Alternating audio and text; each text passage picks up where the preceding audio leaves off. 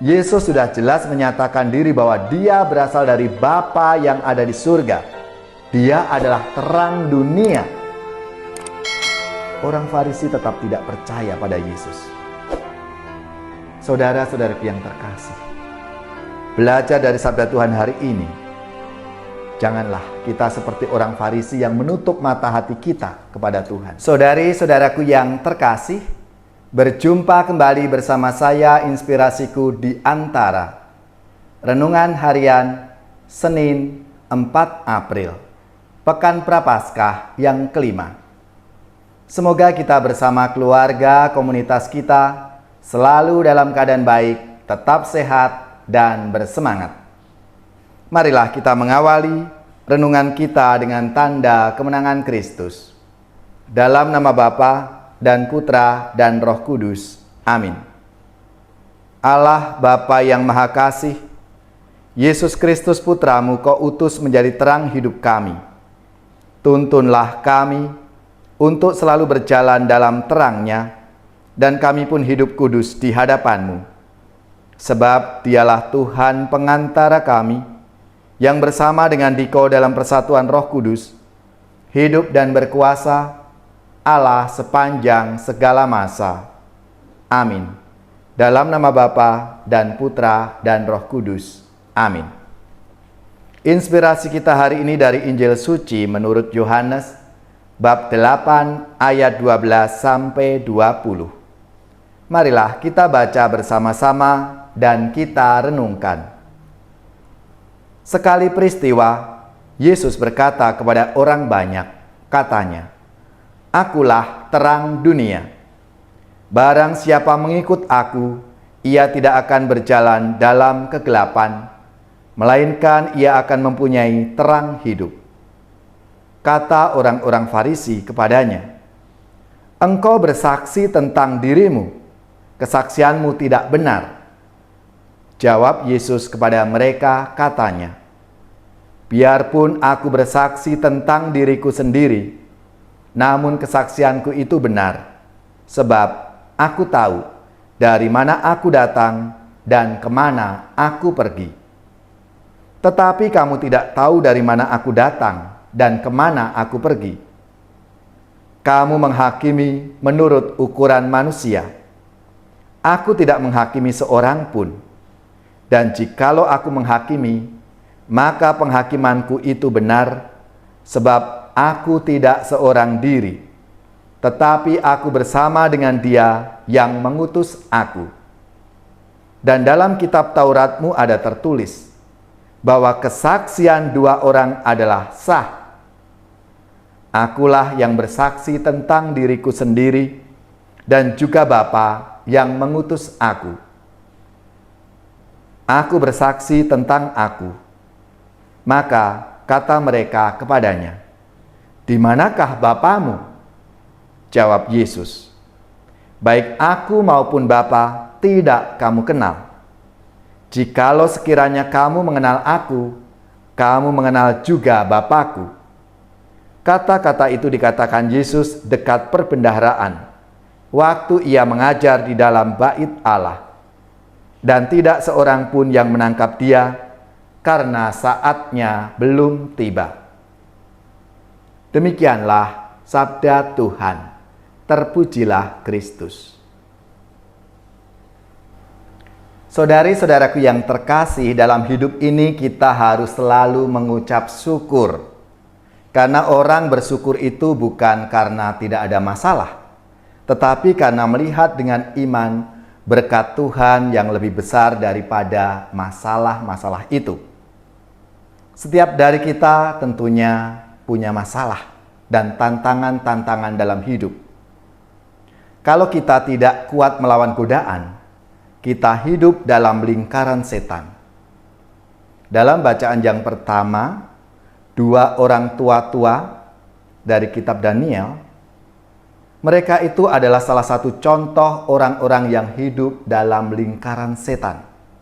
Mereka tidak bisa menahan godaan dalam aneka bentuk yang mereka alami. Mereka terjerumus dalam lembah kelam dosa. Saudara-saudariku yang terkasih, dosa terkadang muncul dari pikiran yang mengarah kepada niat untuk melakukannya. Maka di akhir masa Prapaskah ini kita sudah masuk minggu kelima Prapaskah. Kita diajak untuk berani melawan niat-niat untuk berbuat dosa itu. Mungkin kita bertanya, bagaimana caranya? Cara yang bisa kita lakukan adalah arahkan pandangan kita kepada Tuhan dan hal-hal yang positif, hal-hal yang baik. Maka kita akan selalu melihat berkat dan hasil yang positif serta luar biasa. Ke arah mana mata seseorang itu tertuju akan mempengaruhi keberadaannya, mempengaruhi semangatnya dan kekuatannya dalam melayani. Jikalau orientasi atau arah pandangannya itu hanya pada materi, pada kekuasaan, maka tampak jelas dalam sikap hidup dan model pelayanannya. Kisah dalam Sabda Tuhan hari ini menjadi contoh yang nyata.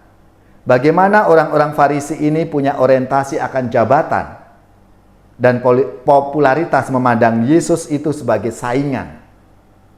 Mereka tidak akan percaya apapun yang Yesus sampaikan, karena mata hati mereka sudah tertutup.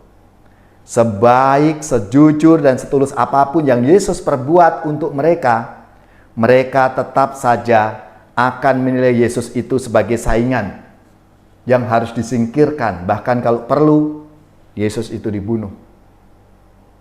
Padahal, Yesus sudah jelas menyatakan diri bahwa Dia berasal dari Bapa yang ada di surga. Dia adalah terang dunia. Orang Farisi tetap tidak percaya pada Yesus.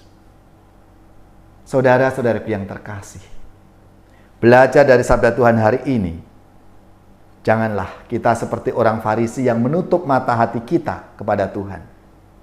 Mari kita arahkan pandangan kita selalu pada Tuhan untuk senantiasa melakukan yang terbaik lewat hal-hal yang positif. Apa yang kita katakan, apa yang kita wartakan. Karena tugas utama kita sebagai murid-murid Kristus ini adalah menjadi berkat bagi sesama kita. Untuk kemuliaan Tuhan, untuk kebenaran dan kebesaran nama Tuhan. Maka marilah, saudara-saudariku yang terkasih, kita syukuri atas rahmat anugerah Tuhan dalam hidup kita ini.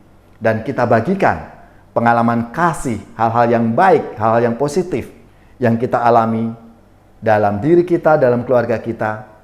Kita bagikan, kita wartakan kepada sesama kita.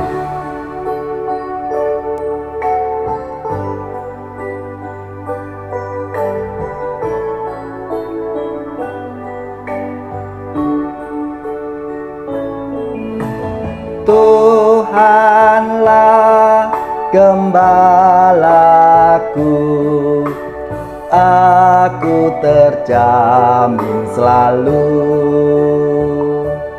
Jikalau Tuhanku berkenan menjadi gembala, makan minum tiada henti, Tuhan yang memberi. Di sana jalanku membentang, Allah Bapa melindungi.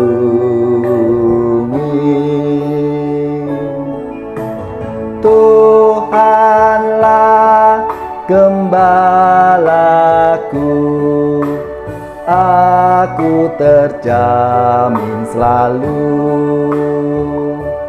Meskipun di dalam gulatan, aku pun tak gentar, karena Tuhanku selalu membimbing jalanku. Dijaganya jiwa ragaku hingga musuh tak berdaya.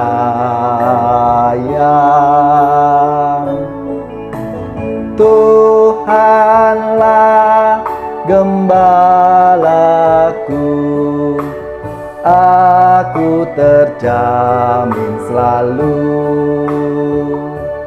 Rambutku kau urap setanggi,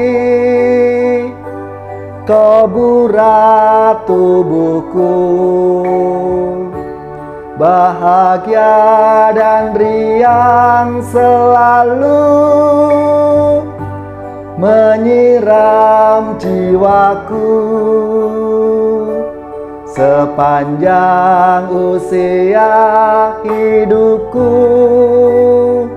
dalam kemurahan Tuhan. Tuhanlah gembalaku,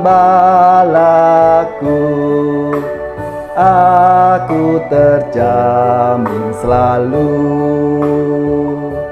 Muliakanlah Allah Bapa, Tuhan Maha Esa. Muliakanlah Yesus Kristus, Tuhan Sang Penebus. Muliakanlah Allah Roh Kudus, sekarang sepanjang masa. Tuhanlah gembalaku, aku terjamin selalu.